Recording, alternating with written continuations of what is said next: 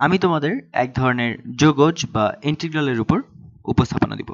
তো আমার মনে হয় যে এই পদ্ধতি যদি তুমি শিখে রাখো তাহলে এটা শুধু পরীক্ষা না, পরীক্ষার বাইরেও এটা কাজে লাগতে পারে। এবং আমার মনে হয় যে তুমি এটা শিখলে আসলে যে এটা ইন্টিগ্রেশন বা যোগজীকরণের খেলোয়াড় হয়ে যাবে। তো যাই হোক, আমি তোমাকে এখন দেখাবো যে আমি কিসের কথা বলছি। এবং এখানে মনে রাখতে হবে যে আমরা যে ডেরিভেটিভের প্রোডাক্ট রুল শিখেছিলাম সেটা। তাহলে ধরি যে আমার দুটি ফাংশন ছিল, যা হলো এফ অফ এক্স গুণ জি অফ এক্স, এবং আমরা এর ডেরিভেটিভ বা অন্তরক বের করতে চাই। তো এটা হলো D by D X F of X গুণ জি অফ এক্স। এবং চেইন রুল থেকে আমরা জানি যে এটা আসলে এভাবে লিখা যায় যে ধরি আমরা প্রথম ফাংশনের ডেরিভেটিভ হবে এফ প্রাইম অফ এক্স গুণ দ্বিতীয় ফাংশন জি অফ এক্স যোগ প্রথম ফাংশন এফ অফ এক্স গুণ দ্বিতীয় ফাংশনের ডেরিভেটিভ। এবং আমি তোমাকে দেখাবো যে আমি দ্বিতীয় ধাপে কি করব। এখন আমি যদি এই সমীকরণের উভয় দিকে যোগজ করি বা ইন্টিগ্রেশন করি, আর এখানে আমরা আসলে কিছুটা বীজগণিতের মতো করছি যে আমরা সমীকরণের এক পক্ষে করলে সেটা অপর পক্ষেও করতে হবে। আমি যদি উভয় দিকে যোগজ বা ইন্টিগ্রাল করি তাহলে তোমাকে এইখানে এটা ডেরিভেটিভ আছে, তো এটার আমার ইন্টিগ্রাল করতে হবে। কোনো কিছুর যদি আমি প্রথমে ডেরিভেটিভ বের করি এবং তারপর এটার ইন্টিগ্রাল করি তাহলে আমরা আগের জিনিসটা পাবো। তো আমি এখানে লিখতে পারি এফ অফ এক্স গুণ জি অফ এক্স। এবং এখন আমাদের ডান দিকে এটা ইন্টিগ্রাল করতে হবে।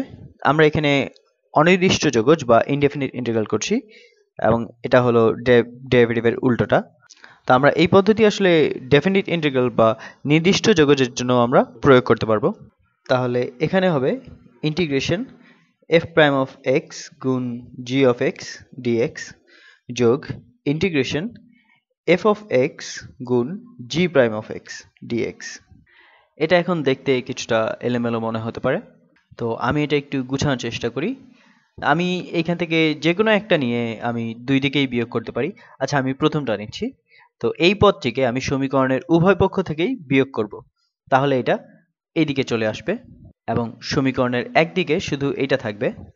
আচ্ছা, আমি এখানে নতুন রঙে আবার লিখি কারণ তোমার যেন বুঝতে অসুবিধা না হয়। তো আমরা এখানের এই পদকে বলতে পারি যে ইন্টিগ্রেশন এফ অফ এক্স গুণ G prime of X D of X, এটা সমান সমান হলো।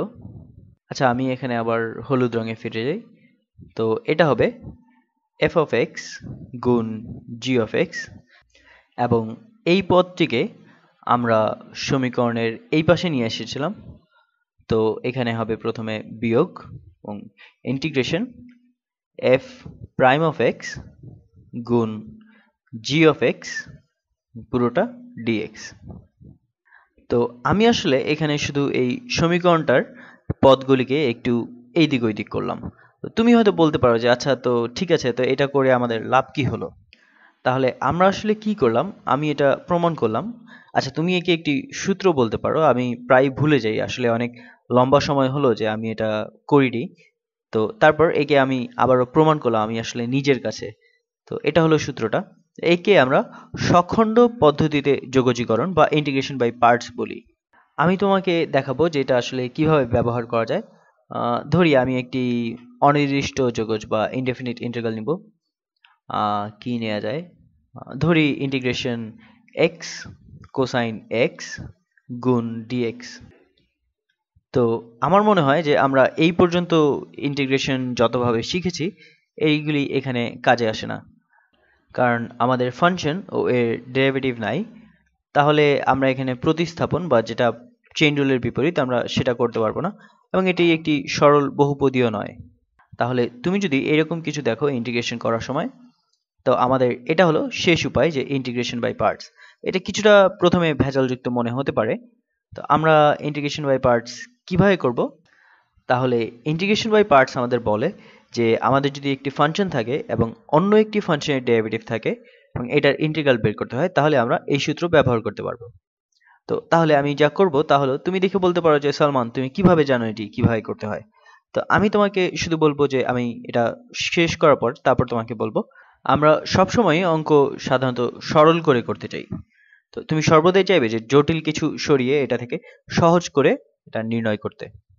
তাই এই ক্ষেত্রে আমরা অনুমান করতে পারি যে x হলো এফ অফ এক্স, এবং আমরা অনুমান করতে পারি যে জি প্রাইম অফ এক্স হলো কোসাইন এক্স। অথবা আমরা অন্যভাবেও অনুমান করতে পারি, যে কারণে আমি অনুমান করব যে এক্স হলো এফ অফ এক্স, এবং আমরা অনুমান করব যে জি প্রাইম অফ এক্স হলো কোসাইন এক্স। সো কারণ আমরা পরে এফ অফ এক্স এর ডেরিভেটিভ বের করব, এবং এফ অফ এক্স এর ডেরিভেটিভ আমাদের অনেক কিছু সহজ করে দেয়। এবং তারপর আমরা জি প্রাইম অফ এক্স এর ইন্টিগ্রাল নিব। তা আমরা জি প্রাইম অফ এক্স এর ইন্টিগ্রাল, তার মানে কোসাইন এক্স এর ইন্টিগ্রাল হলো সাইন এক্স, যা এটার মতোই কিছুটা জটিল, একে আরো বেশি জটিল বানাবে না। এবং অন্যভাবে করলে তুমি দেখতে পাবে যে তুমি এক্স এর ইন্টিগ্রাল পাবে এক্স স্কোয়ার ভাগ 2, যেটা এটাকে আরো জটিল করে ফেলে। তাহলে এটি হলো আমার অনুমান, যে এইভাবে নির্ণয় করলে আশা করা যায় একটু বোঝা যাবে। তাহলে আমি যদি অনুমান করি যে এফ অফ এক্স হলো এক্স এবং জি প্রাইম অফ এক্স হলো কোসাইন এক্স, এবং তারপর আমি এফ অফ এক্স এটাকে হলুদ পদে লিখছি। তো আমি বললাম যে এফ অফ এক্স হলো এক্স এবং জি অফ এক্স হলো কোসাইন এক্স, দুঃখিত, জি প্রাইম অফ এক্স হলো কোসাইন এক্স। তাহলে জি অফ এক্স এর ডেরিভেটিভ হলো কোসাইন এক্স। তাহলে জি অফ এক্স কি হবে? এটা ছিল কোসাইন এক্স, তো এর ইন্টিগ্রাল হবে সাইন এক্স। তো আশা করি তুমি বুঝেছো যা আমি বলছি, একটু চিন্তা করতে হতে পারে। তো আমি এটি আলাদা করে লিখছি। আসলে আমার জায়গা প্রায় শেষ হয়ে গেছে, কিন্তু আমি ডানে এই নিচের কোনায় লিখছি। তো দেখি, আমি বলছি যে এফ অফ এক্স হলো এক্স, এবং আমি বলেছি যে জি অফ এক্স হলো সাইন এক্স, এবং যে কারণে আমি জানতাম যে জি অফ এক্স হলো সাইন এক্স, কারণ আমি জি প্রাইম অফ এক্স কে এটাকে বলেছিলাম যে কোসাইন এক্স। তাহলে তুমি জানো যে যদি কোনো ফাংশন এর ডেরিভেটিভ হয় কোসাইন এক্স, তাহলে সেই ফাংশনটা নিজে হবে সাইন এক্স। এটা এমন কিছু যা তোমার মনে রাখতে হবে। আমি এটা কখনো তোমাকে প্রমাণ করিনি, কিন্তু এটি সাধারণত ক্যালকুলাসের বইয়ের মধ্যে দেয়া থাকে। এখন তাহলে এগোনো যাক। তো এখানে হবে বিয়োগ ইন্টিগ্রেশন এফ অফ এক্স এর ডেরিভেটিভ। তো এফ অফ এক্স এর ডেরিভেটিভ কি হবে? এফ অফ এক্স ছিল এক্স, তাহলে ডেরিভেটিভ হবে 1 গুণ জি অফ এক্স, এবং আমি ইতিমধ্যে বলেছি যে জি অফ এক্স হলো সাইন এক্স ডিএক্স। এখন আমার মনে হয় যে তুমি আমার সাথে একমত হবে যে আমরা এটাকে সহজ করে ফেলেছি, কারণ এটা হলো শুধু সাইন এক্স এর ইন্টিগ্রাল।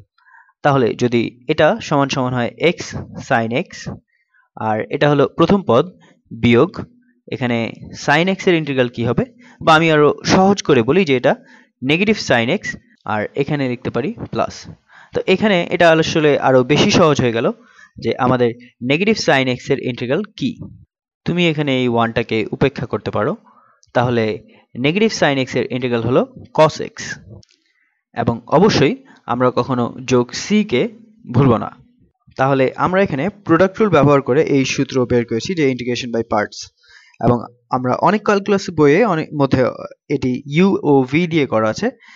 এটি ওইটির মতো একই জিনিস। আমি এটা পছন্দ করি কারণ এটা আমি ভালো করে বুঝি এবং এটা পড়তে সহজ, এবং এটা যে কোনো সময় তুমি প্রোডাক্ট রুলের সূত্র থেকে বের করতে পারবে। তো এটি এবং স্মরণ করার প্রয়োজন হয় না, কিন্তু তুমি এটি পরীক্ষার জন্য স্মরণ করতে পারো, কারণ তুমি যখন এপি পরীক্ষা দিবে তখন তোমাকে খুব তাড়াতাড়ি এটা করতে হবে। কিন্তু আমি 15 বছর ধরে এভাবেই করছি যে আমরা প্রোডাক্ট রুল দিয়ে এই সখণ্ড পদ্ধতিতে যোগজীকরণ বা ইন্টিগ্রেশন বাই পার্টস এর সূত্র বের করতে পারি, এবং তাই এটির জন্য আমাকে কোথাও দেখতে হয় না, এবং তারপর আমি এটা ব্যবহার করি। তাহলে এটা হলো সখণ্ড পদ্ধতিতে যোগজীকরণের ভূমিকা। পরের উপস্থাপনায় আমি আরো বেশ কিছু উদাহরণ করব, 10 মিনিটে যতগুলো করা যায়। তো পরের উপস্থাপনায় দেখা হবে।